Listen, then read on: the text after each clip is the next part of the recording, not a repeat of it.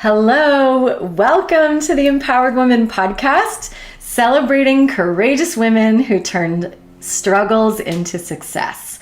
I'm your host, Nicole and for the last 20 years as a certified life coach and healing arts professional, I've supported women to live a life of passion, power, and purpose so they can experience more joy, love, and success. So if you're ready to ignite your life, please subscribe today to The Empowered Woman and become a part of our community where excuses hold no power, resilience reigns, transformation happens, and authentic power is created. We are wise women here who like to lift each other up higher and higher. And today's guest, I absolutely love and adore. Her name is Renee Jeffus, and she is a sacred grief guide and transformational life coach. She's experienced the joy of motherhood and the gut-wrenching loss of a child, her son Bodhi, who passed away at the young age of 18, setting her on a deep journey of grief and healing. And the lessons that she's learned and the resilience that she's cultivated fuel her work today as the founder and the director of the Sacred Grief Alchemy, as well as the revolutionary Radiance movement. And I just wanted to say too, over the past 3 decades, she has served as an herbalist, a wellness practitioner, an energetic healer, a sacred dance teacher, and inspiring public speaker. And before we dive in, personally, I just want to say I am so excited to have you here and to have you on this talk because your story is so incredible. And as we share your amazing story, I know that people will feel so much depth within who you are and how you share, because I always feel that way when I'm with you. I feel like I can go really deep. I always feel really safe and held in your presence, which is so beautiful. So thank you so much for coming today and sharing with us. Oh, it is such a joy and a pleasure to be here with you, Nicole. I have just adored you and loved you for so many years, and I'm so loving our ability or opportunity rather to spiral even deeper lately. And it's such an honor to come on here and share with your listeners a little bit of this life, this medicine path of life. Yes. Oh, the sacred medicine path of life. I love how you just phrased that. So can you share with us, since we're talking about courageous women, resilience came up a few times already, how you have transformed your trauma to triumph, your struggle to success, and what this really deep initiation that you've recently gone through has been all about for you and what's birthing through it? Absolutely. Absolutely. Well, it's been the greatest tragedy of my life. I will carry the grief and the loss and the love of my son in my heart forever and ever and ever. And I've had challenges in life before. It's not been an easy walk this lifetime. I think my spirit decided to really like go for it this lifetime and to experience as much as possible and triumph over as much as possible to then be able to turn that into good medicine for the community and for humanity. So it's kind of been a little bit of a theme of my life. And nothing has touched the depth of just being so cracked and shattered open and on my knees, unable to hold up any of the, masks or pretenses of life anymore. And it just cracked me open to the rawest experience of my lifetime. And the journey with that, the crawling my way, praying my way, surrendering my way back out of the absolute pit of despair, where there were absolutely days, weeks, perhaps even months at a time where I didn't really know if I would survive. I mean, I felt anchored here. My heart felt anchored here because of my other 2 beloved children that I love so much and, want to be here for them. Mm-hmm. But there's no way to describe the shattering of losing a child. Mm. Um, and so this journey over the last, it's been a little over 3 years now. So Bodhi passed Wow. away in 2020, kind of right at the height of the insanity and madness and stress that year already was for everybody. Mm-hmm. Um, and so, again, it's just been this incredible testimony to the resiliency of the human spirit. And I mean that not just in my own experience, but to actually have that experience myself and know that thousands, hundreds of thousands, millions of mothers have walked this path that no mother wants to walk Mm. and have survived it and have learned and discovered the ways to reestablish safety in our lives, reestablish calm and trust and openness in our hearts and our nervous systems. Mm-hmm. Um, and and honestly, one of the biggest motivators or aspects, one of the biggest pieces that showed me that was possible was this incredible ceremony, one lunar calendar, 28 days out from my son's death. One of my beloved teachers and best friends organized a ceremony for me with the community, but especially with the core group, was 7 other mothers who Mm. had lost a child. And, Oh. maybe a year out, maybe 5 years out, maybe 20 years out. And to receive this transmission from their presence, from their holding, their embracing, their words of wisdom, but to receive that like embodied transmission of like, okay, there's actually women that have survived this. Wow. They smile again. They're living good lives again. Like it was this potent, imprint for my soul that at the time didn't know if I would survive. Mm. So there's something so important and necessary that in kind of large part is missing in the broader culture. We live in a very grief illiterate culture. Mm-hmm. Live in a culture that kind of sweeps these things under the rug, or if you see someone in the store that has had a recent tragedy or death, you go to the other aisle, or Right. it's like grief is a tribal experience. It's meant to be held by community. And Mm. so on my path, that became absolute essential.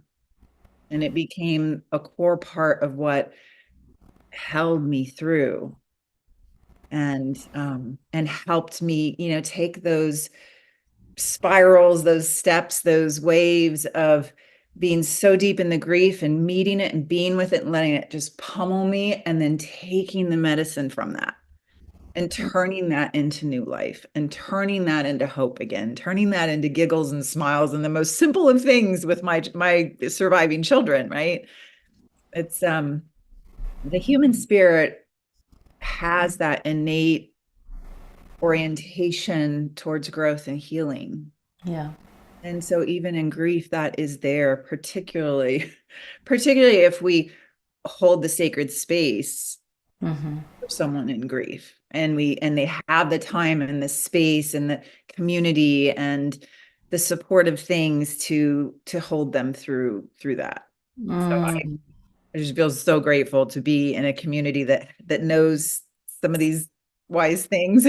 Oh my goodness, sister. Wow. I mean, there was so much in there that I could speak to. And number one, I just want to say I honor you for that deep initiation that you've gone through. And I couldn't imagine as a mother losing my child. I mean, it brings tears to my body even just thinking about it. So that and I call it an initiation. It's like we go through these varieties of initiations in our lives, right? And when you brought up the story of being held with other women who had gone through that experience, and the idea of the indigenous and the ways of life that we used to be accustomed to, where we would celebrate different initiations throughout our lives, whether hard and difficult. I guess all of them have their hardness and their difficulties and their challenges, and all of them have also their beauty. And that initiation is so important to be able to recognize all of that. And then that holding, that deep holding, to see people on the other side and go, oh, that's where I'm going to be soon. I know I can be there, and just to have that hope can give you that confidence that at some point this will end, even though in the moment probably feels like it would never end. But I love that you brought that up, because even teenagers and menstruation, I'm thinking of women and moving into motherhood, all of these different things, even end of relationships and divorce is another initiation, becoming a grandmother. We have all of these phases of life that we go through, and to really tap into the alchemy. I love that you called it sacred grief alchemy, because you did describe what alchemy really means, right? Transforming and turning those struggles, those traumas, those tortured parts of ourselves into something really like gold, a beauty, a magic. Yeah. So that is so incredible, what you've gone through. And I also really resonated. I felt like, I've been through so many of these types of initiations in my own life. I also lost my father, so when I was much younger, but that was a huge grief initiation for me as well, and learning like how long that process could actually be. In fact, I still have days where I sit at my altar and I have a great relationship. I would say a better relationship now than I ever had with my dad in many ways, but honoring him and then crying because I miss him. I wish he could be with me, for certain parts of my life that I wish I could share with him. But the grief has become lessened, I guess, in some regards. But then I'll have these spurts of grieving. And so I'm curious, I always hear that grief has many, many stages. People will say there's stages of grief. I'd love to hear from you how, what your philosophy is on the stages of grief. Absolutely. Well, I think there's a little bit of like a risk when we talk about the stages of grief. And Elizabeth Kubler-Ross, who actually was kind of the main researcher and woman that brought that out, she actually worked with a lot of that research was worked with people that were facing death themselves. So terminally ill. It certainly still has its applications, I think, to loss and grief. But one of the things that can be kind of sticky is people can kind of want to put themselves in these stages or categories. And I think grief is so much more cyclical, spiral. There's no linear Yeah. path in the world of grief. It is this, the wave and the spiral and the circular, and we often regrieve and revisit. And I think probably Francis Weller is probably the expert on grief that I resonate with the most. His book, The Wild Edge of Sorrow, so beautiful. He talks of the 5 gates of grief, which is a whole other thing. But there's I think it's important to kind of toss out any labels, toss out any okay, this is where I should be by this time, or this is what stage I'm in, and just really bring in, I think grief demands of us the deepest presence and surrender that we could ever imagine and muster, in ourselves. It's this deep invitation to allowing ourselves to just be so deeply intimate with everything that we're experiencing, everything that we're feeling. And for me, that that's been, that has not been an easy path for me in my life. I spent so much of my life numbing out, checking out, riddled with history of addictions and alcoholism, been sober from alcohol 30 years, Uh-huh.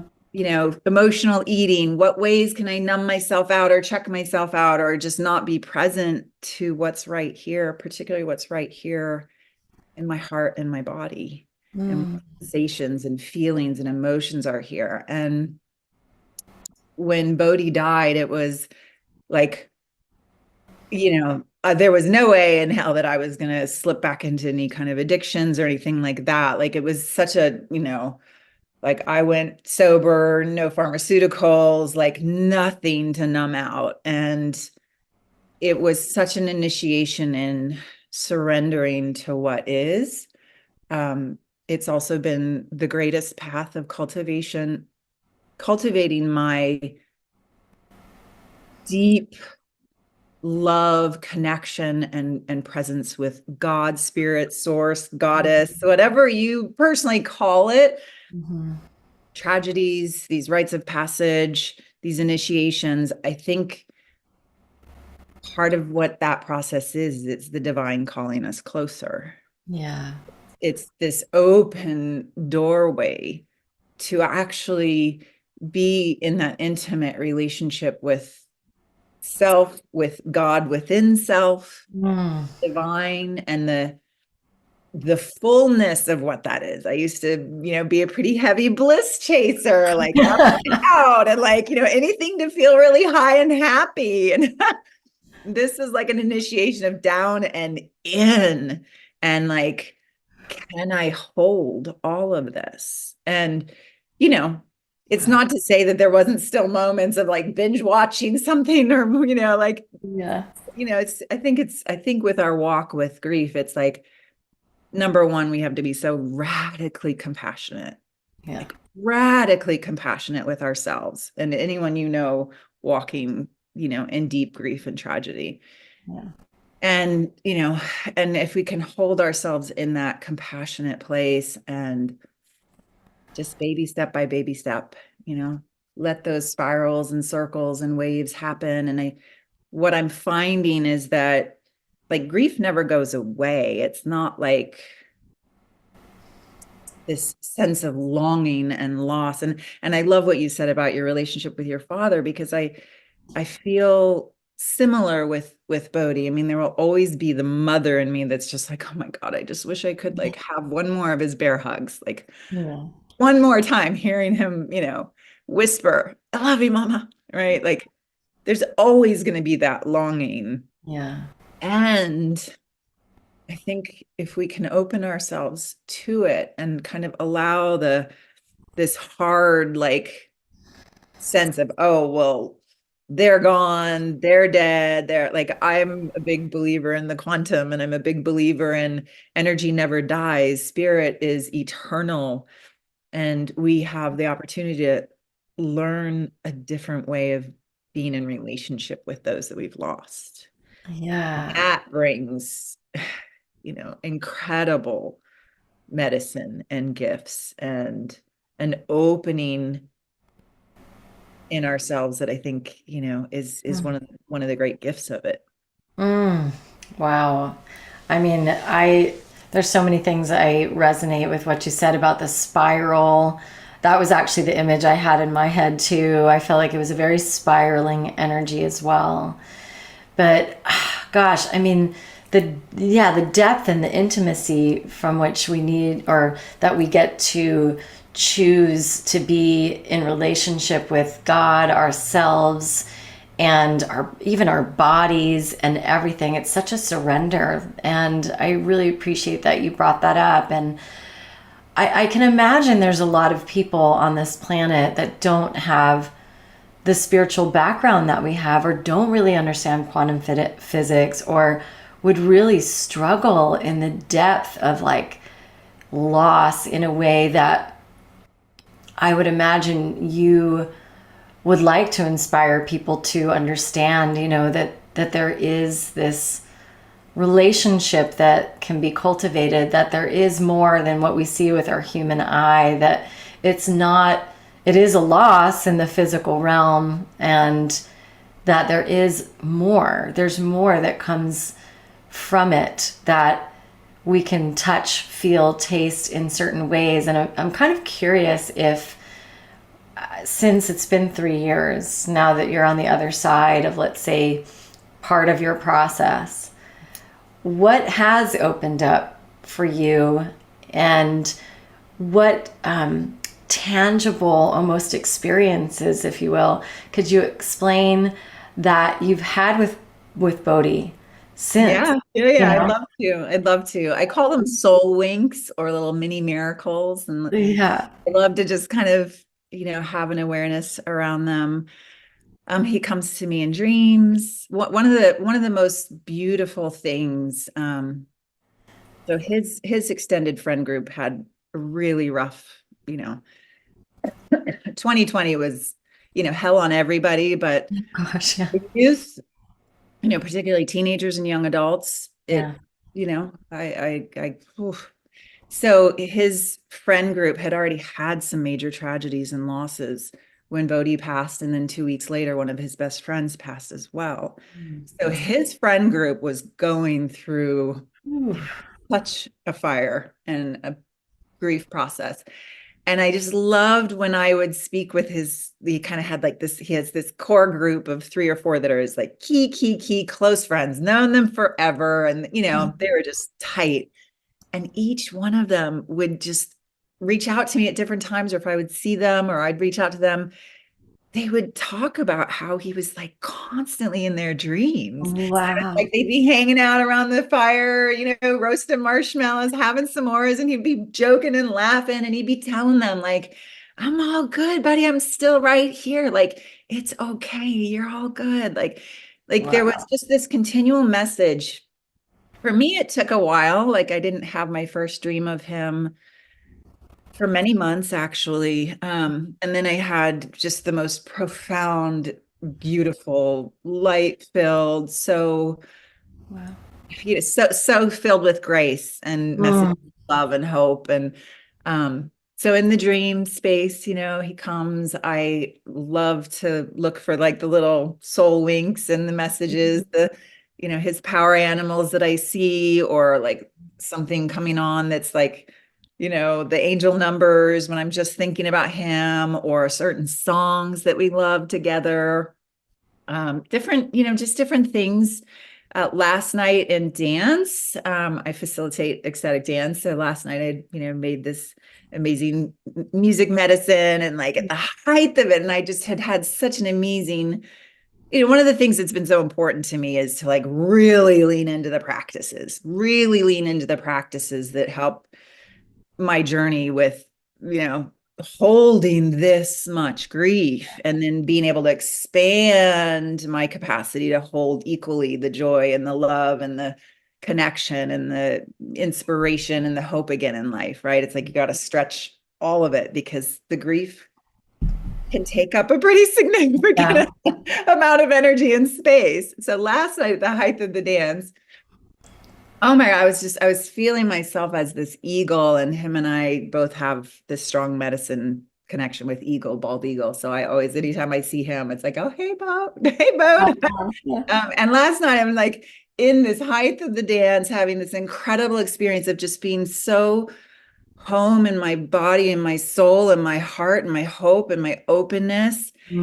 And he just came in so strong, and he was just giggling and laughing. And he was like, yes, mama, yes, mama, yes, mama. You're so here to help people remember that they can fly, that they're free, that they're here to soar. And, Wow. it was so perfectly him. Like, that boy loves to fly more than anybody I know. I mean, he would be the kid jumping off the crazy high trees or bridges and the rivers, and like, no fear of heights, no fear of that. Like, he loved that sensation of freedom and flying. So it was like the perfect. I was like, oh. I love that so much. That's such an amazing image. And I was thinking, if it's bald eagle, you said bald eagle, right? Do you see a lot of bald eagles? I was thinking, how many bald eagles does this woman see? How fantastic. They're around. Not a whole lot around here, but the occasional. Oh, what a Yeah. powerful, yeah, medicine. And when you were saying grief and your kind of arms went out like this, I kept thinking grief feels like it actually expands a human. Does. You know, it expands our energetic field when we let go of so much. Let's say, I like to think of sadness as almost like it's like the base of our body. You know, it's like really deep in there that things cover it up over time. And you know, we might experience anger a lot and things like that, but they're really surface to the underlying sadness or the underlying grief. And so we get to that root when we can really reduce ourselves to that experience and be in the depth of the basement, you know, and with the fear, it's like, whoa, it's such deep work.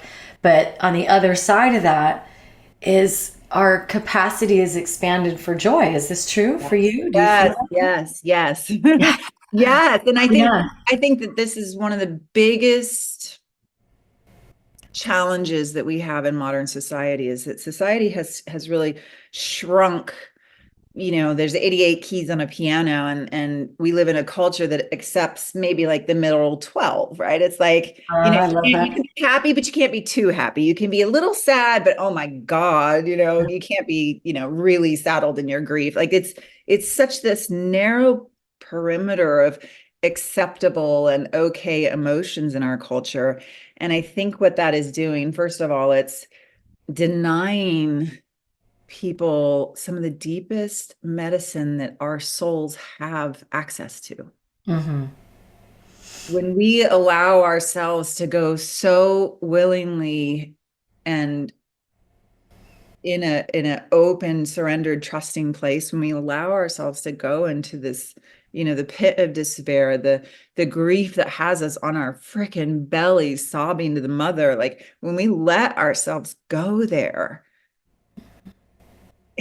it's this medicine, it's this nourishment, it's this awakening, it's this quickening of our soul that then becomes like this fuel and this energy and this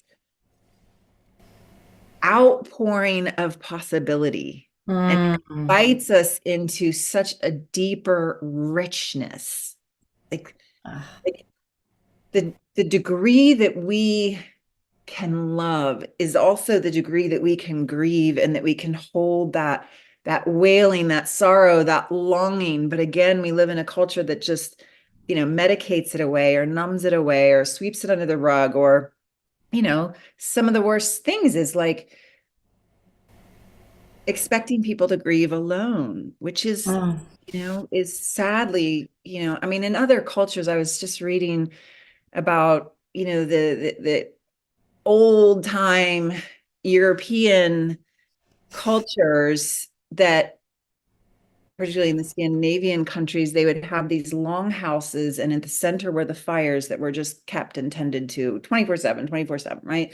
Mhm. And someone grieving would go and they would literally live at the center of the fire. And sometimes it would be for a year, even more. And they were considered so holy. Wow. They were tended to, and they were cared for, and they were fed, and they were held, and they were cried with. Whew. Right? Like, That's so what do we do in beautiful. this culture? I mean, I feel so blessed and so lucky that I live in a community that had more wisdom around this. I feel so Wow. blessed and fortunate that I was held in a different way, right? I mean, I still feel like, oh, like, if we're all back on land really doing community kind of thing, I would go, 100 steps even more, right? But I think probably comparatively to most in this very lone wolf, like just, pull up your britches and get on with life kind Oh of gosh, culture yeah. that we live in. I Yeah. think sadly, most people are probably left really alone in their grief, or they're judged in their grief. Oh, it's been a month, so you should be back at work and you should be just fine. And, like Right. there's so much cruelty and madness around how society, you know, Yeah. Doesn't really work with grief. We're missing so much as a culture. And I think that unprocessed, undigested, unmetabolized grief, it leads to addictions, it Mm-hmm. leads to numbing out, it leads to, this deadening of one's spirit, it leads to violence. Mm-hmm. Yeah, absolutely. It leads to so much that we collectively, don't hold grief in its sacred form. It's like, I love this image of, the wave of love. Like a wave has to have its full cycle, or it can't, the ocean would just, I don't know, it would be just stuck and stagnate, and everything would die, right? It has to have the movement. It has to have the wave and the coming back, and the wave and the coming back. And what we do, in kind of this happy, A plus reel on Instagram, and everything's great, and we don't ever talk about what's really authentic and true. Right. It's like people are only riding that wave up to a little certain point of that, but then we jump off and we numb out and we get on our tech addiction, or we numb out with alcohol every day, or we, Yeah. Worse things, right? I mean, addiction Yeah. rates, alcoholism rates, they're going through the roof since in the last 3 years. We live in a culture that medicates and numbs and anesthetizes Absolutely. anything outside of that little acceptable range. And we are creating so much loneliness. We're creating so much unnecessary suffering. We're Mm-hmm. creating, there's so many people that sadly get stuck in kind of a, they're not really processing and tending to their grief, because maybe they can't, right? Like, I mean, maybe they have to be back at work. Maybe they, Right. That's what I was gonna say, is like, what's the healthy balance? I mean, so it's like, as you say that, I feel all that, and I'm very comfortable now with my emotions. I went through different processes myself where the gates opened and the floodgates opened. And once that happened, I really gained access. I liked your visual of the piano keys. I gained access to my emotions. But originally that felt really scary, and fearful, because I also didn't know how to manage them or how to even control it. So sometimes, like, I was accessing some of my trauma growing up.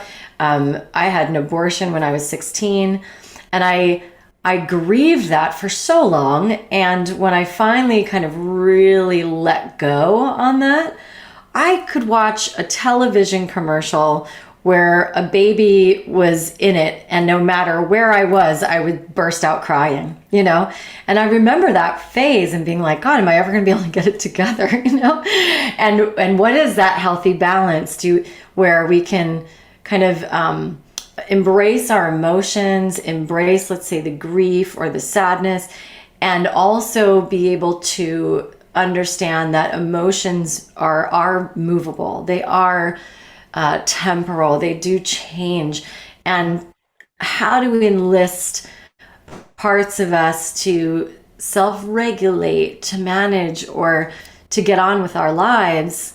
I call that the inner masculine. There's a part of us that's like, okay, we do need to kind of step forward. And what's that balance? Maybe there's something that comes to mind for you on that. Love to hear that. I think it's a really important piece, right? Because if we swing way too far into just being completely taken and pummeled by our emotions, but we're not maybe moving it through our body with breath or movement or dance, walking or whatever it is. If we swing way too far, then we can also just be completely lost in that. And there is this, natural kind of ebb and flow of how we bring in the practices, we bring in the tools. Like, again, like, I think with grief in particular, we have to move it through our body. Yeah. Have to move it through. I mean, there's story after story after story after story of people getting very, very ill or dying of a heart attack, or having cancer come on, or whatever it is, after really big tragedy and loss, because part of what can happen is all of that just gets like held in the tissues if we don't move it. Right? Absolutely. Emotions, emotion, like energy and motion. We have to like allow these things to have their expression in their space, their release, their metabolization. Yeah. That is where, I think that's where healthy community comes in. Again, back to like ancient wisdom. Yeah. Like nobody was left alone with their grief. Like Yeah. they were held by the elders of the community that had seen, if you live this lifetime and you live till 80 years old, Mm-hmm. you have faced so much loss, So so much. much tragedy, so much heartbreak.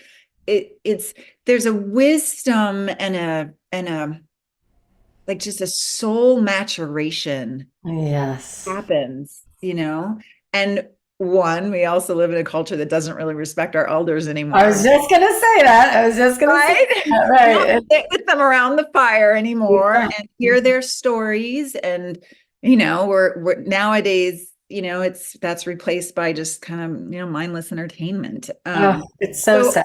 Yeah. I think there really is a key piece of being held in sacred community that can see you, love you, hold you, support you through Mhm. these rites of passages, these initiations, these gateways that we have inevitably. If we are present to life and we are actually like, showing up and not numbing out, like it's going to be, thing after thing after thing, inevitably in physical form.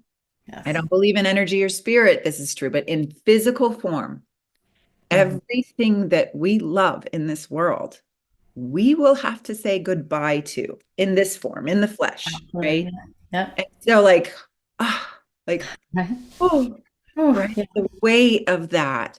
But how do we actually like hold that and like take it as an opportunity? I mean, for me, there's been one of the greatest gifts of this has been to cherish life and every morning that I get to wake up and take Yeah. another breath and be with my son who still lives with me here, my youngest. My daughter lives far away. I wish I could wake up and see her every day, but Hi, daughter. Hi. In the yeah. evenings. So it's like there's so many gifts in it, but back to that question because I think it's so important. It's like how do we navigate that journey of being present, surrendering to what's there, being really authentic and real about the mourning, grieving, sorrow process.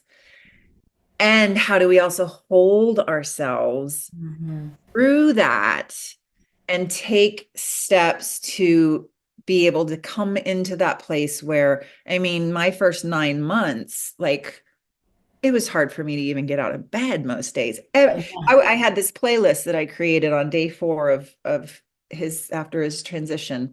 And it was like, I think it was just like, spirit channeling all this music. And I would just literally put it on and I would listen to it 8, 10, 12 hours a day, laying in my bed, all my animals, my beautiful medicine animals laying with me. Ash, my medicine 130-pound polar bear dog, would literally lay with his head on my heart and he Oh, would just be there. And it was like this, I literally felt like those animals were, part of holding me here, absolutely. holding my soul, Hmm. anchoring me to this earth when so much of me, because of the pain, wanted to escape and also the longing to like, you know, Yeah. go be with Bodhi. Like, how can I, like, Right. whew, Yeah. How do I get had almost, well, including the pregnancy, we had, almost 20 years together. So, and we just so, tight? so Yeah. tight, such a deep love. Like he was a mirror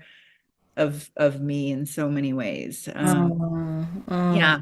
But I think that is also again back to the community piece, back to the elder, the mentorship, the ability for people in your life Yeah.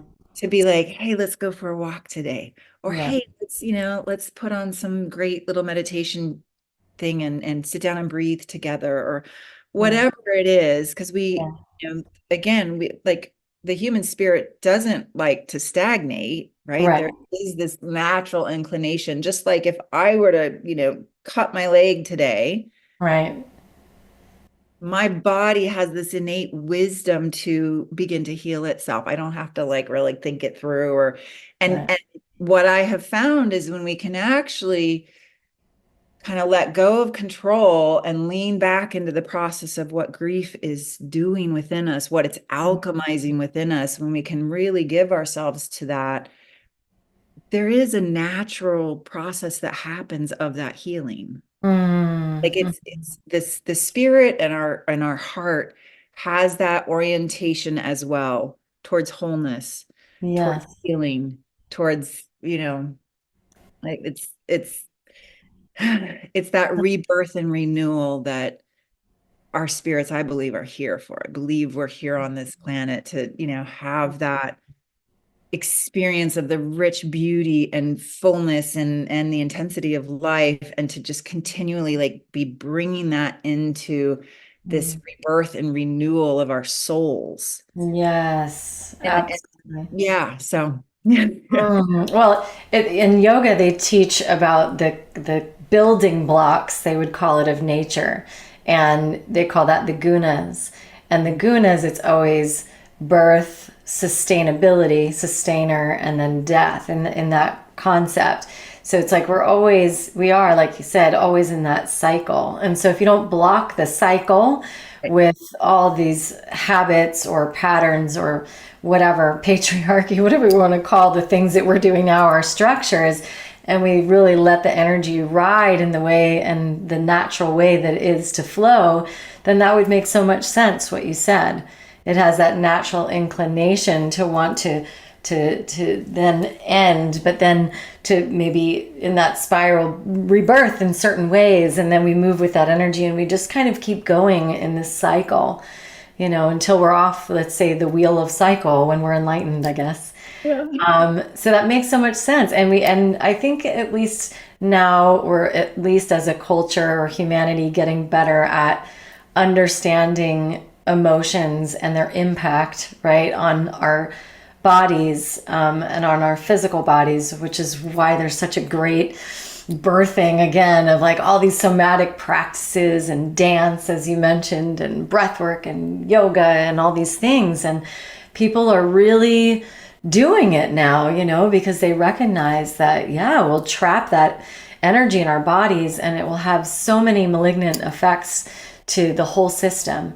And so the more we just let go and we allow and receive the medicine, of it, the better. And Yeah. how do we? Sorry. Oh no.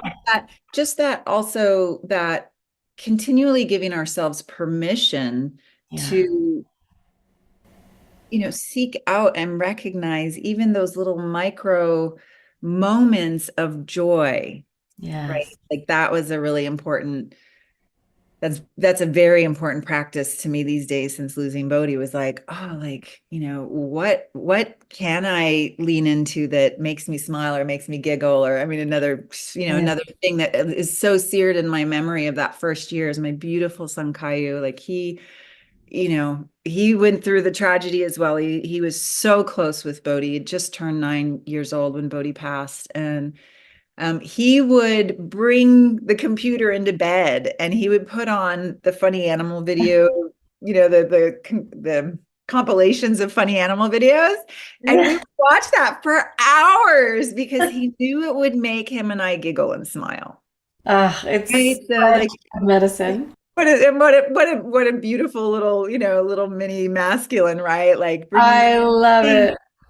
that could serve towards, both his and I's ability to, okay, not get so like, you know, like take those breaks from the deep grief and bring some attention to lightness and laughter. And I Yeah. mean, who can't smile and giggle at animals? It's like I know those funny little cat videos, all that stuff. Of course, we there's so much still, funny stuff online now, right? It's like hilarious.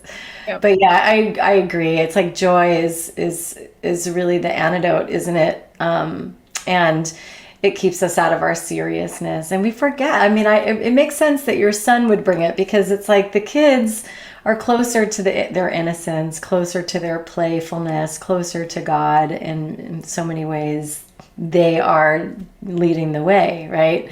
And so to bring that antidote is such a great thing. That's such a great story. Yeah, I loved it. I loved it. It's like still that's one of our favorite things to do. But it's part of that grief journey walk is like, bringing in these little things, these little practices, the little things that like can bring some of that lightness and some of that joy. And oh yeah, like let me actually watch the hummingbird come and sit on the flower and let me actually tune into the beauty that is still here, even in the Absolutely. grief and the loss and the everything. And that I think that's the maturation of the human, human Yeah. soul and human being, is that ability to like be so simultaneously present to the incredible, miraculous beauty that is this world. It's like, Uh, I mean, come on, like, right? It's like yeah. there is so much beauty and magic here. And can we also simultaneously like be real and Yeah. authentic about the traumas that we've been through, the grief Mhm. that we hold, the tragedies that are happening every day, and can we find the way to like stay present and Mhm. intimate with both? Absolutely. I mean, I just kept thinking light and dark, up and down, left and right, like this whole world of duality. But we do kind of shove we call it the dark away. And, the Sophia Code is actually the book that really reframed darkness for me as such a sacred and gorgeous way of looking at it as like the womb of creation that sparks the light. And when I saw it that way, I thought, wow, yeah, that's what the yogis are talking about, this holy nature of masculine and feminine. And really, that alchemy becomes that union of togetherness, source, creative source, the unification that we're seeking, that holy and holiness. And so, yeah, we can't forget one and pretend it away. We have to embrace it. Yeah, so beautiful. Well, we could probably talk all day. I know that for sure, because we've had lunch and it was like we could go 3 hours, probably a whole day, maybe even a week, and still be sitting here drinking our tea. I'd love I mean, everything that you said was just so golden. There were so many golden nuggets in there, and I love the way that you speak so poetically and so with so much depth. What would you like to leave with this conversation for the new container that you've created, the people who are grieving? I believe it's going to be mamas that you're working with specifically. So what would you like to tell them as kind of a final wrap up? And then what would you like to offer them as a tool or a gift that they can walk away with from this conversation? Yes, absolutely. Well, it's just been so beautiful, and we could talk forever, couldn't we? And I'm like, let's do it again. We'll just have like a whole series, that'd be fine too. So I think, mm, well, I feel like so much of the medicine that I've been, in and being with and sitting with, and how it's, kind of burning inside of me and alchemizing inside of me. I want other mothers in particular, everyone that's grieving, but as you said, my work for now, I really want to bring this to other grieving moms that are walking this path that none of us would choose, right? This painful path that most likely for most of them, I know for me, greatest tragedy of our lives. Yes. So what I want, those mamas to know is, one, like, you're not alone. Like, lean into those that have had similar losses, that like, to be able to be held in the arms of another woman sobbing in those early stages, Mhm. and have that awareness of, oh my God, she's lived through this. She's Mhm. lived through this. And I've watched her in my community go on to do amazing things and create greatness in her life and be happy again. And yes, she still holds the grief. Yes, there's going to be the pain there always. There's something so beautiful in that ability to be with a community of women that have also experienced this. So that's one of my first encouragements is don't go at this alone. Like either find the people in your local community, find the local grief circles. One of the things that I'm offering is online grief programs, particularly for bereaved moms, because there's such healing and a sense of safety when we can be with others that are walking a similar path. Mm-hmm. So, really trust your heart, trust your soul to instinctually underneath all the noise of our mind and our programming and our all that, like if we can really go down and in enough under all of it, there's such an innate wisdom there. There is such a part of you that will bit by bit, breath by breath, show you the way. Mm. And at some point, whether that's a year, 5 years, 10 years, whatever it is, I mean, there's going to be the cycles and the cycles and the cycles. We will re-grieve and revisit the loss for the rest of our lifetime, until we're reunited in whatever form. Right. You know, there will be the grief there, but our souls have that ancient wisdom that love and loss are, it's you cannot separate them. Right.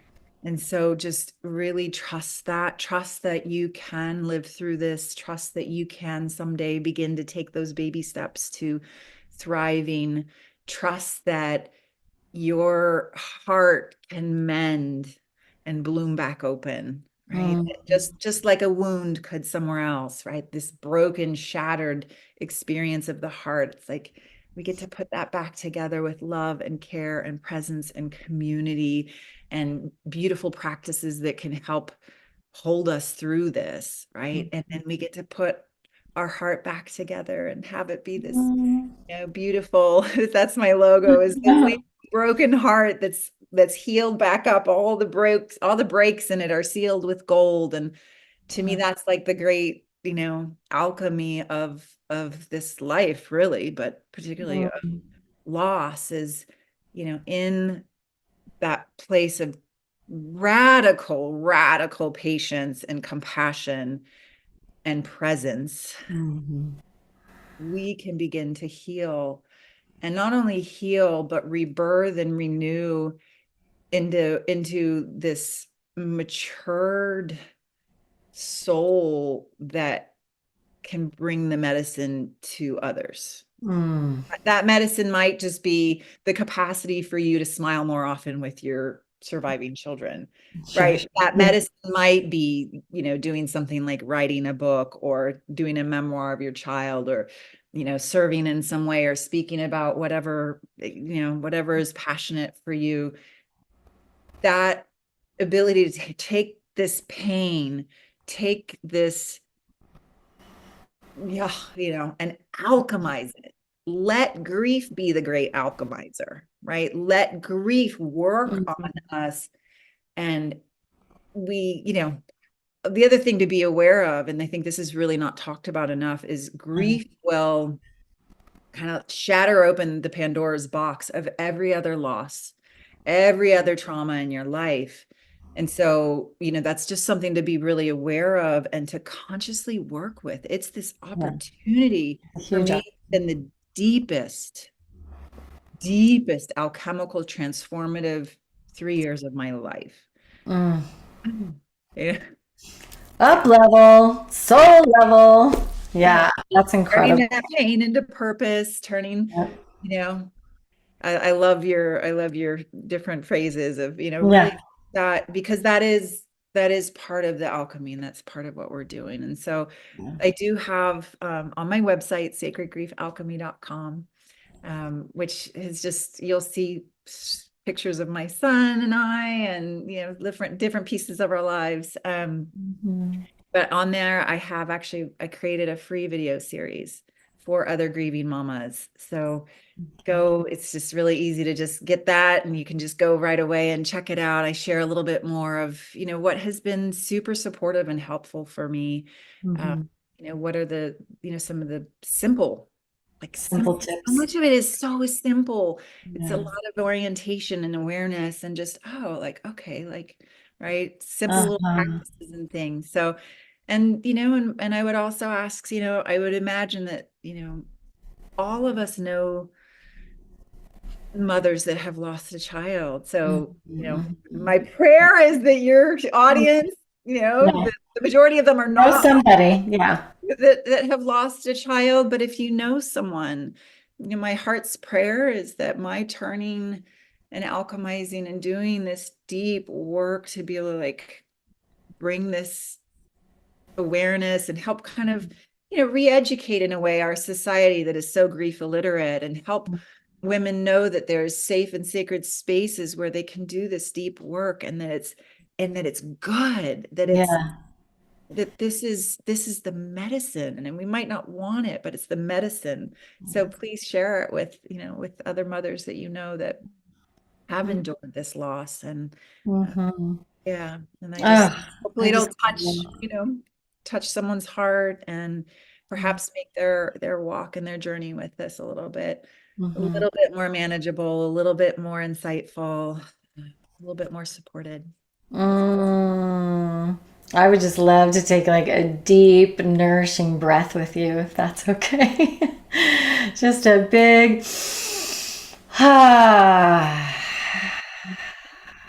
wow, sister. Thank you so much for showing up for your grief and for this initiation, this rite of passage in your life, and how you've been able to create something so exquisitely beautiful through this process is just, it's so golden. And I know that people can feel your heart and your ability to hold sacred spaces and your safety, and just the amount of love that you come and sacredness that you come with in your life. It's just, I just know that this is just going to be such a huge thing for you, and I look forward to seeing so much success with it. And thank you so much for sharing today. I really honor you. So, I want to give you a big hug. The virtual hug. I'll just love this woman. So please check out her magic. Please check out her magic. It is so valuable. Thank you so much. So we'll close down for today. If you enjoyed this talk, please look at the show notes. Please subscribe. Please check out Renee. And we'll see you in here real soon. Namaste.